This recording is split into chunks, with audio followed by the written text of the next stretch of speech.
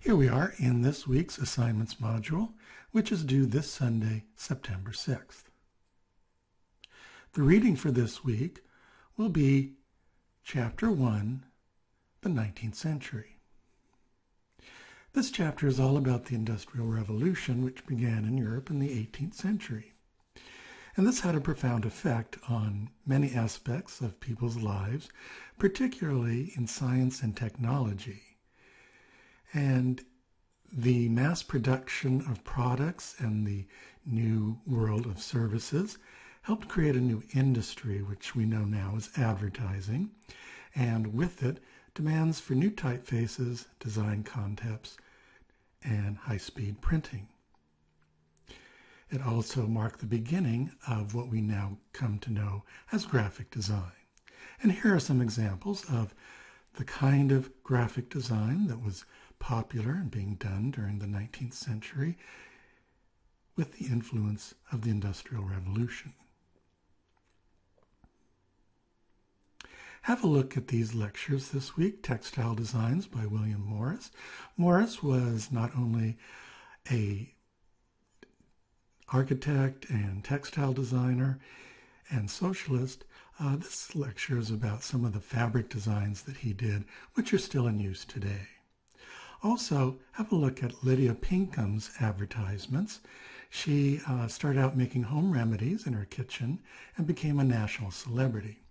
And these advertisements are more than simply persuading women to buy the product, but they carry embedded messages about the world that women lived in and their place in it. The idea of organizing visual content dates back to the origins of modern graphic design, which we're learning about this week. So be sure to have a look at the principles of graphic design to help you understand its context. This week, you'll do your first bibliography and design and context assignment. You're going to select a work of graphic design, which can be a poster, a magazine cover, a logo, advertisement, or package.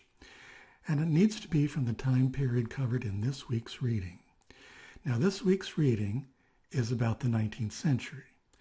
There are a number of different graphic design styles during the 19th century. We'll learn more about those later, but Chapter 1 is focused on Victorian graphic design and the arts and crafts movement. So be sure to keep your example of graphic design limited to the stylistic period, which is covered in this week's reading. Now, for the assignment, you're going to research the work of graphic design that you've selected, and you're going to examine the intent of the work. You're also going to understand the work within the context of its time, and you will respond to your colleagues and participate in an ongoing discussion. The first thing you'll do is compile a bibliography about your example of graphic design. And remember that your bibliography must be in the Chicago Citation style. Click that link if you're unsure about that. And also be sure to refer to the Research Tools page here in Canvas for help in doing your research and bibliography. You're going to write a creative brief, and one thing that you need to be sure is to select an example of graphic design, not a work of art for your example. The textbook frequently examines art movements which have an influence on graphic design, but be sure you're selecting a work of graphic design, not art. Some of the things you'll include in your brief are the identification of the designer. Now, for this week, you may not have a name. Not many designers were using their names at that point, but do the best you can. You're also going to give a brief biographical background of the graphic designer. You'll describe the message of the piece and how it is conveyed. Is it literal, symbolic, metaphorical? Most importantly, you're going to describe the stylistic characteristics of your example that are similar to other design examples from this stylistic period. So you're going to think about line, color, balance, subject matter, and typography, and examine how they are similar to other works of graphic design from this time period, because there is an overarching stylistic characteristic to this time period. If you know about any influences on this designer or work of graphic design, include those. You're also going to include at least 2 historical connections to this example, and those can be something like what scientific discoveries were happening at the time, what book was popular during this time, maybe there were some political events happening during this time. That's what I mean about context, is finding other events that participate in similar sort of historical events, because those have a definite influence on how graphic designers work and their style. Then you're going to post your image and bibliography and brief to the discussion board. You can do it in any way you want. You can put it directly in the text box or however. Now your assignment doesn't need to be more than 1 page long. And then you're going to respond to at least 2 of your classmates with maybe an additional historic event related to the design example or an additional image by the same designer. And this assignment is worth 25 points. And you'll turn your assignment in by clicking the link, Bibliography and Design in Context, that will take you into the discussion board, and you can just click in the reply field, and you can either post your assignment directly in the text field or perhaps link it to a Google document or however you like to do it. Also this week, you will begin working on the conceptual phase of your museum exhibition project. This phase is not due until September 20th, so you have 4 weeks to work on it. The final project will be due at the end of the semester, December 19th. And what you'll be doing is creating a museum exhibition on a specific topic of graphic design. So you'll need to look through the textbook in advance and find a topic or a graphic designer that interests you.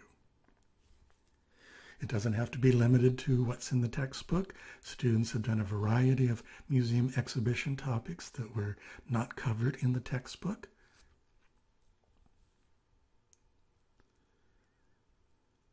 So for the next 4 weeks, you'll be working on your exhibition topic and overview.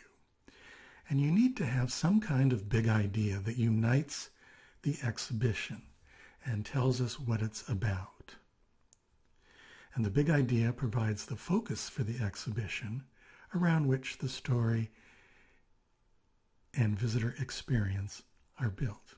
And this is especially important so that you have a clear vision of what the exhibition is about and an enthusiasm for the subject. So take time to think about the subjects.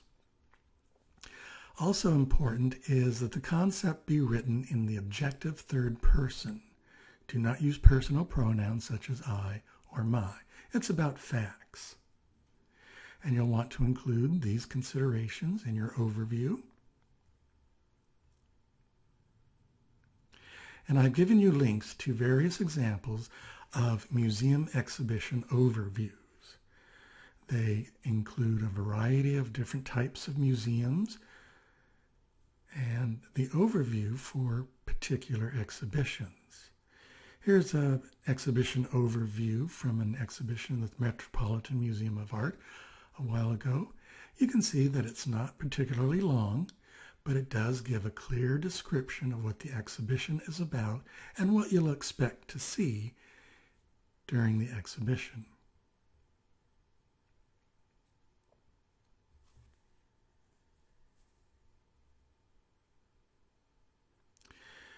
So be sure to have a look at these. I'll show you another one, the London Transport Museum. We'll be learning about that in class. I guess it wants me to accept all cookies. Sorry about that.